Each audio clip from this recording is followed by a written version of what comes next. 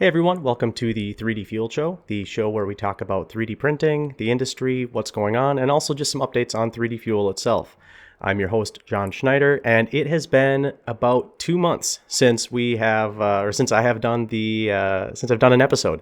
The last episode that we did, I think, was talking about the Form Next wrap up. So I guess it hasn't been 2 months, but it's been 2 months since we've done this format of show where it is the news, followed by 3D Fuel updates, followed by answering your questions, comments, that kind of thing. I hope you all had a very good holiday season. It was incredibly busy here. I'll get into that in a little bit, but now moving forward, I'll be back to that weekly consistency and that weekly cadence of doing the show every single week. Goal is to be releasing a new episode on Friday. I know today it is Saturday, January 10th. It's right around noon. So I'm recording this now. I was hoping to get this recorded Thursday so I could release it yesterday, but life happens. That is, that's just kind of how things go. So let's go ahead and get right into the news. This week, we're going to be talking about AtomForm and kind of their new multi-material, multicolor 3D printer, and then the new Creality 3D printer, the i7. So both of these printers were released. Well, I shouldn't say they were released, but they were announced at and shown off at CES, which was happening this week in Las Vegas. So CES is the Consumer Electronics Show. In the past, we've gone to these shows. 3D printing has been, they've had a presence there for, well over a decade. The first CES show that I went to, I believe it was 2014. I'm pretty sure it was January of 2014. And boy, 3D printing back then compared to 3D printing now, what a huge change. I remember one of the shows, or at that show, 3D Systems had a massive booth. They had just acquired a bunch of 3D printing companies.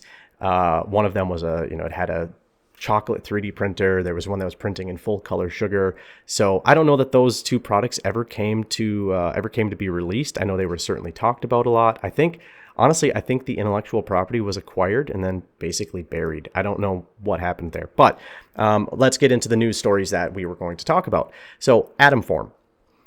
They revealed their 12 nozzle Palette 300 multi-material 3D printer. So this news story comes via 3D printing industry. This isn't the first time that this printer has been talked about. AtomForm is a relatively new 3D printing company out there. They were formed in 2023. I believe this is going to be their first actual product that they're getting shipped out. So, I think 2026 is going to be the year of multi-material, multicolor 3D prints. There's so much going on with what that is, with really what's being enabled by companies like Bamboo Lab. They have their H2C. There is the Snapmaker U1, which is more of a true multi-material or true multi-tool toolhead 3D printer. You've had the Prusa XL out for a number of years, and now Prusa has partnered with Bondtech to come out with their index system, which is going to be released later this year. But on the AtomForm, so it says it's capable of printing with up to 36 colors and 12 materials in a single build. The reason why this is possible, so the 12 dedicated nozzles, each dedicated to a single filament, it's going to help eliminate the need for frequent purging and reloading by having that dedicated nozzle. It's also going to help to reduce, they claim it will reduce filament waste by up to 90%, while still maintaining dimensional accuracy of plus or minus 0.02 millimeters, so pretty good dimensional accuracy. And it's a decent sized 3D printer too. It has a build volume of 300 by 300 by 300 millimeters, so larger than the P2S, for example. And you can integrate up to 6 AtomForm RFD6 filament boxes. So this gives, each of these, the RFD6, the 6, of course, stands for 6 spools. So each box can hold 6 spools of 6 different spools of filament. And that times having 6 boxes connected to the printer gives a total of 36 spools. So you could be doing that. Now, I'm assuming that each box is going to be dedicated to one nozzle within the printer, or I don't know if they have some way of splitting the box so that one box goes to 2 different nozzles. You have 12 nozzles on the printer, only can connect up to 6 boxes. I just don't have enough details on how they're going to do that yet. But a total of 36 spools, that's nuts. This is, I think another thing you're going to see in 2026 is companies including ourselves, companies releasing more and more and more color options. 3-4 years ago, for example, we had customers telling us, hey, we love your Fire Engine Red Tough Pro PLA Plus. The Fire Engine Red, it is what we use for printing accessories for Milwaukee tools, Milwaukee pack-out kits. Now, fast forward to now, and they're like, nah, the Fire Engine Red isn't even close. Well, that's because there's so many more exact match colors out there. For example, our Toolbox Red Pro PCTG, exact match. And now we have demand for that color to be released in PLA as well. The challenge for a filament company is to have such a high mix of so many different SKUs. That means you need a space in the warehouse for every single one of those colors. You are going to be switching colors more and more frequently when you're doing production, and it ties up that much inventory. Like when you're looking at cash in your inventory, in your warehouse, it means that if you have 100 colors of something, it's not like you're just manufacturing black. So it's not just the finished product inventory, but also the raw material inventory that you need too for each one of those colors. And each one of those colors takes time and money to develop. They don't just, in most cases, you can't just buy a colorant off the shelf. So huge variety of colors. But there's more to this Palette 300. So it says that it incorporates more than 50 sensors and 4 AI-powered cameras to monitor the 3D printing process in real time. So the 4 cameras, I'm assuming that there's going to be one in the chamber. There's probably going to be one that points straight down at the build plate so that you can see, if there's any issues with layers sticking, basically on the tool head to be able to analyze like, hey, is there an issue with the first layer? But I'm guessing there's also going to be a camera that is pointed right at the nozzles so that you can investigate and see if there's anything that's going on. I don't think all 4 of these cameras are going to be user accessible, or I should say user viewable. I think some of them are only going to be used for the AI processing side of things with the AtomForm. They also say it incorporates more than 50 sensors, 4 AI powered cameras. I think that you kind of have to have that if you're going to have 12 different nozzles, and it's going to be doing all of this other stuff. Other things, we're seeing that more printers are really a package deal. So they say it will be, it's rated for operation of less than or equal to 48 decibels. So human conversation is around like 50 decibels. Whispering, I think, is about 30-ish decibels. So this is, they're trying to have this be really quiet, set up for an office environment, a school environment, a home environment. It also includes onboard air filtration. So they're just trying to have this be, hey, take this out of the box. Here's this tool. You don't really need to be as hands-on with like calibrating stuff and doing stuff. It's like it's trying to be like a set it and forget it, almost as close to an appliance as possible. It says that it is going to be commercially available in early Q2 of this year with a list price of $21.99. That is an incredible list price. I mean, $2,200 for a printer with a build volume of 300 by 300 by 300 with that much automation and sensor package built into it, but then having the multi-material, the multi-color capabilities. I mean, that's a game changer. They do say they're going to have a Kickstarter pre-order campaign launching in early Q1 of 2026. So we are now in that time period. So I expect a Kickstarter to launch anytime now. I would guess they're going to, on the back of CES, they're going to have that campaign kick off. That'll last a month, and then they're probably going to start shipping those units in. I mean, they say early Q2. I'm going to say mid Q2, so let's call it May. So probably printers shipping in time for summer. And they say with the Kickstarter, there's going to be, they're going to offer an early discount. So my guess is probably $19.99. I don't think they've announced this yet, but I would say just under $2,000. That way they kind of get that under $2,000, print with 12 colors, blah, blah, blah. So very cool. Next up is Creality showcases their AI-enhanced desktop 3D printing with the Sparkx i7. Now, Sparkx seems to be yet another product family within Creality. They also announced a new, I think, a V4 of the Ender 3. So, I mean, they're really trying to make this. They're trying to make this a really easy to use product. When you look at their product page on Creality.com, I mean, this news article came from 3dprintingindustry.com, but it's not much more beyond just a simple press release. So this printer, a 260 by 260 by 255 millimeter build volume, so smaller than the the Palette 300 from AtomForm, of course, but pretty average for that size of printer. They have a new magic box, so it's called their CFS Lite. It claims 50% less purging waste. I'm not sure exactly how it enables that. It's sealed storage, has auto spool identification. This doesn't seem to be a heated box. I think if you want that, then you would go with their Creality Space Pi product. And then they also have something called the CFS Mini, which seems to be an aftermarket thing that you can buy for it, which is it's like a 2-position AMS Lite.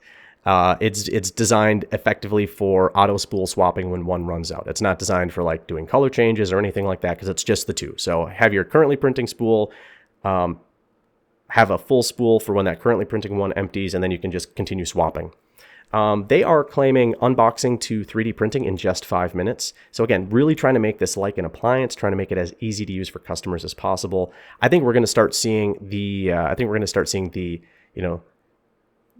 Chinese 3D printer companies really start demonstrating the amount of capital that is being invested into the companies and making a true consumer product. I mean, it's very clear that they're aiming this at people that just want to print cool stuff. More AI functions enabled by the camera. So here's one big difference between like the A1 from Bamboo and this and the Sparkx i7. The Sparkx i7, it has AI detection enabled by the camera. The A1 can't really do that. I mean, it's very obvious that they're positioning this directly against the Bamboo Lab A1. They talk about real-time pressure advanced calibrations, input shaping to cancel out vibrations. I mean, really, if you have a printer that isn't doing that, a new printer that's being released that isn't doing that, you're missing out. Then some other like ease of use things, having a built-in RGB LED light bar with color-coded progress indicators. There's more focus on the app. They have something within their Creality app now called CubeMe, which I mean, I think this is going to be a killer app for them, and I think we're going to see more and more companies starting to do this. It turns portraits into 3D models in seconds. So basically, it takes a portrait of a person or photo of a person, and then turns it into like their little AI, like a little animated emoji type thing. But it's a full 3D sculpture of them. But again, like a cartoon version, and it's multicolor, and then you're going to be able to 3D print that directly on your printer. So I'm sure it's taking that photo and then also looking at, okay, what works for 3D printing, what doesn't work for 3D printing, making it so it's an easily printable model without any sort of manual cleanup. And when I say manual cleanup, like, not saying that it won't require supports, but it won't need cleanup of the 3D file itself. Then they have something called night mode. So night mode for 3D printing, for overnight 3D printing, it basically enables ultra quiet operation. So right around 45 decibels is what they're claiming. And then all the lights turn off. So really trying to like make this as home friendly as possible.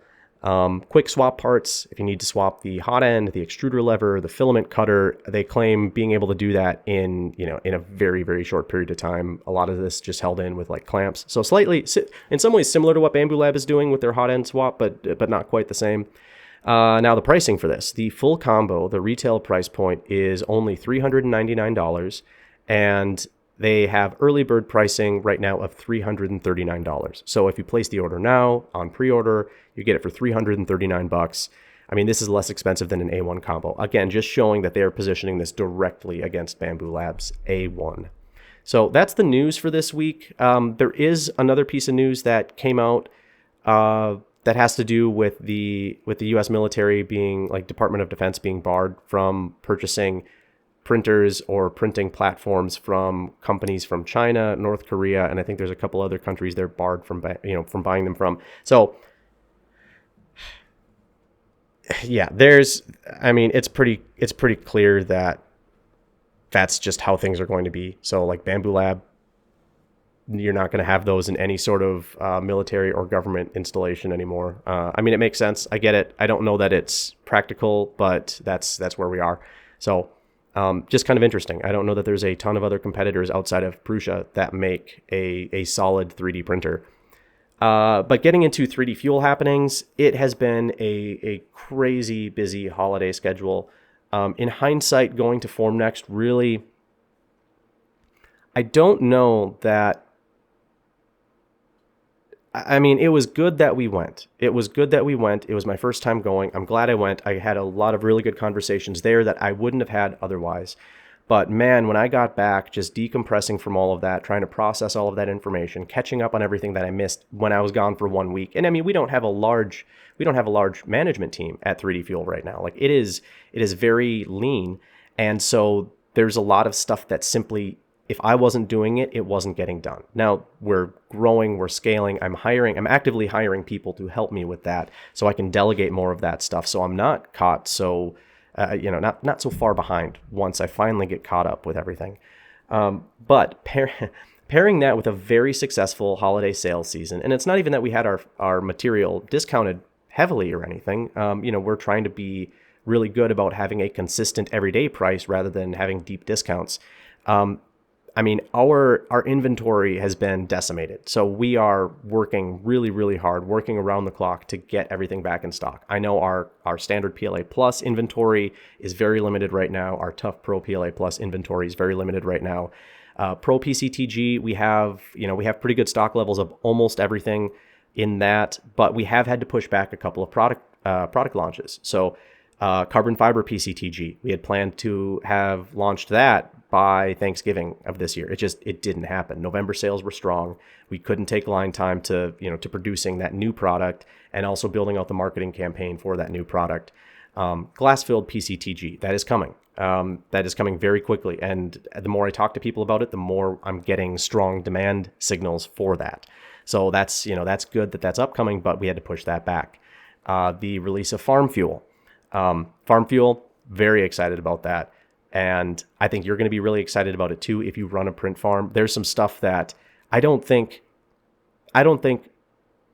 people outside of those that actively run a print farm will understand the benefit of until we release it and really show it and show how much time FarmFuel will save and the amount of waste reduction that FarmFuel enables. But we had to push back the launch of that. So that's probably going to come in likely end of January, early February, right around the same time as the carbon fiber PCTG and then the first test run of the glass fiber PCTG. But we already have the compounds in-house. We've already had it compounded. It's ready to go, ready to launch. Or not ready to launch, but ready to produce and extrude.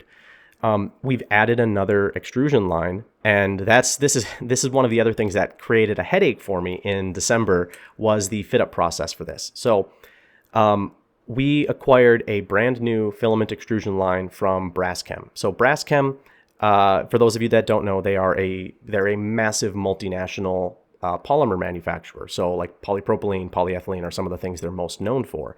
And they got into making 3D printer filament a few years ago. We actually, in Fargo, we did toll production for them. We produced Braskem polypropylene carbon fiber blends and polypropylene glass fiber blends. And then even when I went to go work at Ascentium, that kind of, we kind of migrated that over to them as well.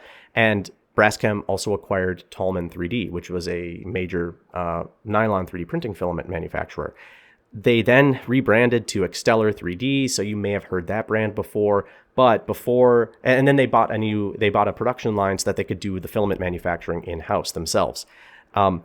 Before that production line before it even arrived at their facility, Big Braskem, their parent company, shut down Creality3D. Like they shut down their entire 3D printing materials division. They pretty much said, hey, we're not making enough profit from this. It's not growing quickly enough. They saw what was going to be happening in the economy. They saw the downturn coming. So they're like, all right, anything that's not super profitable right now, we're just going to cut it.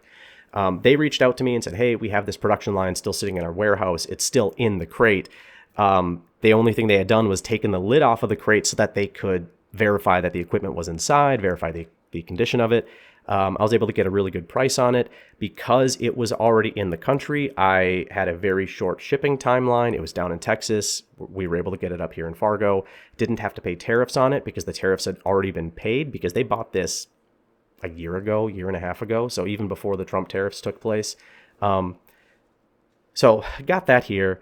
And then we had that much Fitup that we had to do for it. And it runs on 220 volt three phase, where most of the other production lines we have run on 480 volt three phase. So we had some electrical Fitup to do. we ran into a challenge with the City of Fargo electrical inspector, which ended up taking a lot of back and forth. So this production line was not UL certified. It didn't have the UL mark on it, Universal Laboratories. It's a very common thing in North America. It had the CE mark on it, which is what is used in the European Union.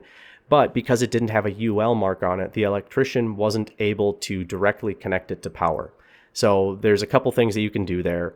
You can either pay an electrical engineer to basically tear the cabinet apart, go through everything, verify everything, and then they'll give their sign off for the for the City of Fargo electrical inspector to say, okay, this is it's a real piece of equipment, we can connect it to power. But the quote that I received for that from the firm that the City of Fargo recommended was, it was going to be, what was it? I think it was $6,000 just for that analysis, and it was going to add more time. Because, it's not just oh, hey, let me poke my head in the cabinet. No, they have to trace every wire out in order to do that. We're behind on production. We need to get this production line up and running. It turned into a whole thing, a whole bunch of back and forth. The electrician came in, they had it directly wired up. Then the inspector came in and said, no, you can't do that. Sent them away. So then the electrician had to undo half of the work that they did, had a bunch of back and forth with the inspector saying like, hey, okay, just tell me what hoop to jump through. Like, tell me how high to jump and I will jump. We need this production line up and running. And they hemmed and hawed about that. And then finally I suggested, well, what if we put in a receptacle instead? So the liability goes up to the receptacle, you inspect the receptacle, and then I handle the power connection from the equipment to that. So, fine. They were fine with that, but then I had to get the electrician scheduled to come back in. And up here, a lot of the seasonal work, people, once the first freeze hits in Fargo, a lot of those, the electrical, the electricians that are up here for doing summer construction stuff, they get out of Dodge. They're like, nope, too cold, don't like it. And so the electricians are left shorthanded. So it takes longer for them to get in. Then they had to order some parts and components. Then, did all that. I had to get the plugs. I had to wire stuff up. And so that took even more of my time, because of course I don't have I don't have some of the tools on hand for cutting the power cables that are, darn near 2 inches in diameter. And I also want to make sure I don't screw this up. So the liability is on me at that point. So I have to make sure I'm doing it right, doing a lot of research. That all takes time, that takes energy. And then, just the sheer amount of trips that I made to the hardware store for other little things, like getting the water baths plumbed in correctly. And, 'cause in hindsight, some of this stuff should have hired it out. Like the plumbing, I would have been better off paying, just like saying, all right, I know I'm going to pay way more for this than I need to, or, than if I could do it myself. But they're going to have all the tools. They're going to have all the resources. They're already going to have the knowledge. They're going to know what to do when something doesn't go as planned. And then they're the ones that worry about it and think about it. Because I thought, oh, this will be a simple project. It wasn't a simple project. It almost never is as simple as you think it is. Even when you plan for having to make, let's say, twice as many trips to the hardware store as you think you're going to need to, take that, double it again, and maybe even double it one more time. And so all the time, back and forth. And there are things where, okay, yeah, I could have gone on Amazon, or I could have gone on Grainger, or I could have gone to DigiKey and bought a component. But I'm like, well, I want it now. I don't want to wait 1 to 2 days for it to show up. So I'm going to go to the hardware store instead. And then it turns out the hardware store doesn't have it.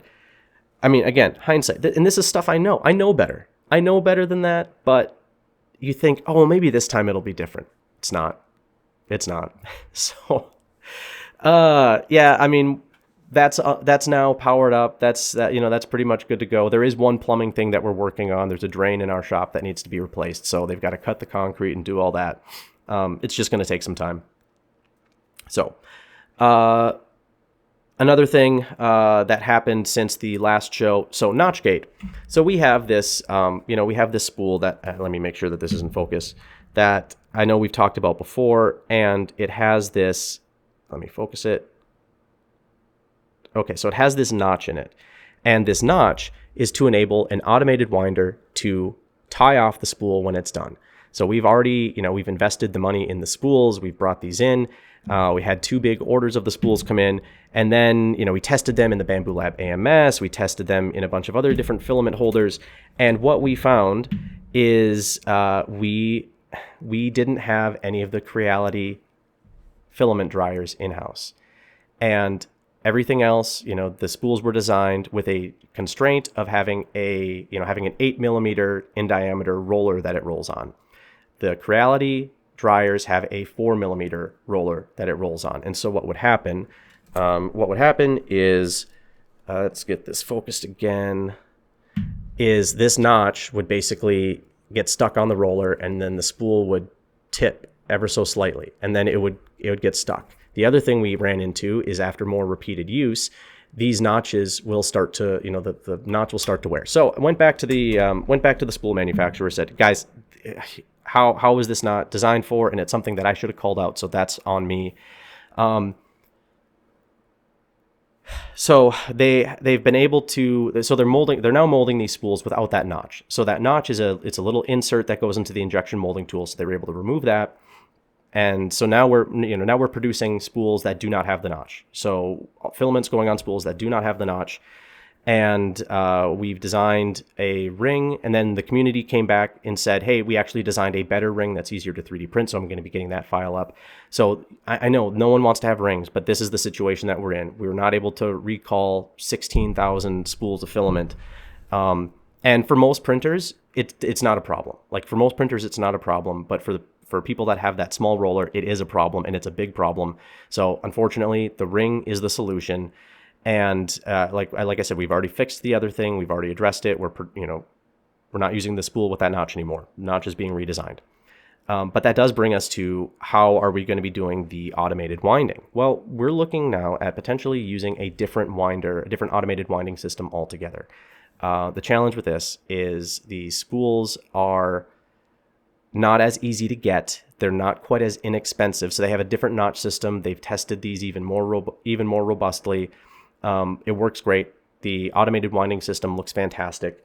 It's going to enable us to run the production lines faster, and it's going to enable us to operate with fewer operators. Not saying that we are going to be letting any operators go. In fact, right now we're hiring more operators, all shifts, daytime, evening, overnight.